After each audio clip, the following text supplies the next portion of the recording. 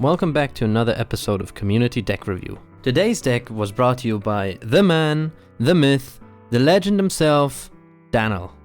He is one, if not the best Minion Master player out there, often seen in the top 10. And with that being said, I present to you his deck.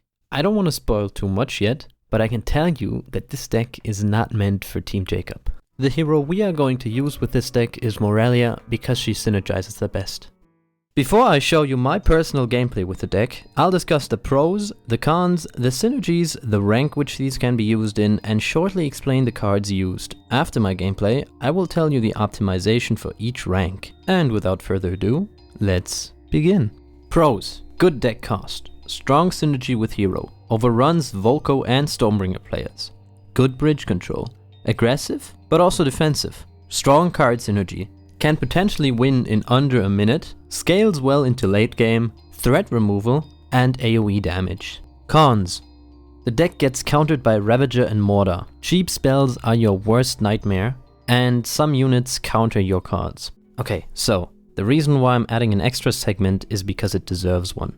Let's start with Morelia, or more importantly, the 4th spell in a Book of the Dead, Forbidden Knowledge, which reduces the cost of 2 spells above 4 mana in your deck, so Lightning Bolt and Bats will always cost less. On screen you see more synergies. I think they explain themselves pretty well. The deck is built around spawning a lot of bats using this card, which your opponent cannot handle. You are dead!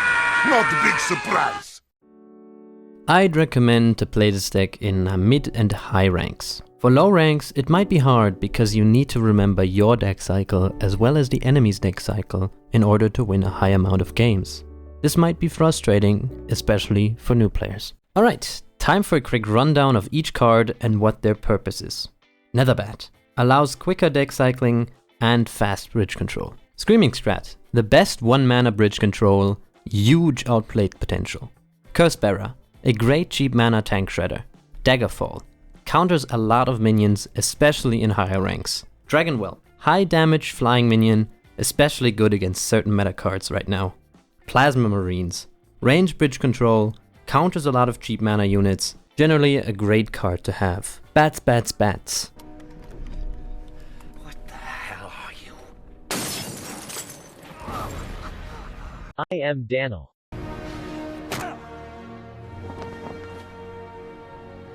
The bread and butter of this deck. You've already seen what it can do. Next up is Lightning Bolt, and trust me on this, if your opponent plays a 7+ mana card and you Lightning Bolt it, he will stop playing this card entirely. Whirly Scrat is one of your best cards because it counters a lot of minions.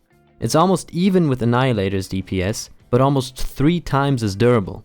Plus, it costs 1 less. Crystal Construct is an absolute machine. 800 HP plus the synergy it has with Bats. Oh man, it's pure value. Let's jump straight into gameplay. I've played the deck 10 times in both queues.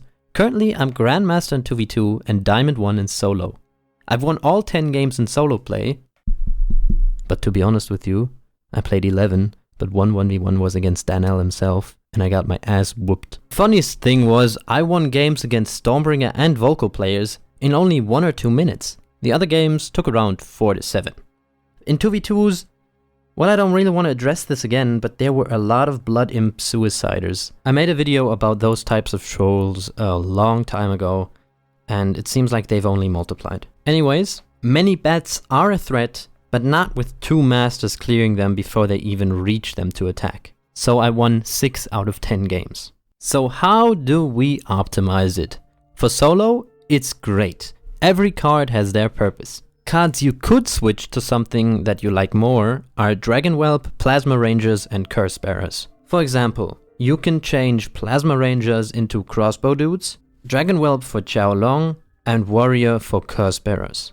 For 2v2s, I'd take up a more supportive role for your teammate. I'd swap the Dragonwhelp or the Netherbat for a Gambler's Ball, and Plasma Marines or the Netherbat for Bridge Buddies, Hypnotize, or Black Hole. Honorable mentions are Once Bitten, Magma Cannon, Snake Druid, Laser Turret, Priestess, and Scrat Tower. Ultimately, you could just play the deck as it is, since the chance of winning is higher than 50%.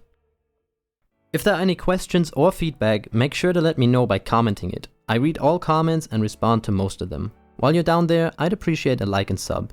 I've linked DanneLs Channel in the description. He uploads raw gameplay at a high rank level. I hope you guys liked the video, and I'll hopefully see you in the next one. Senron out.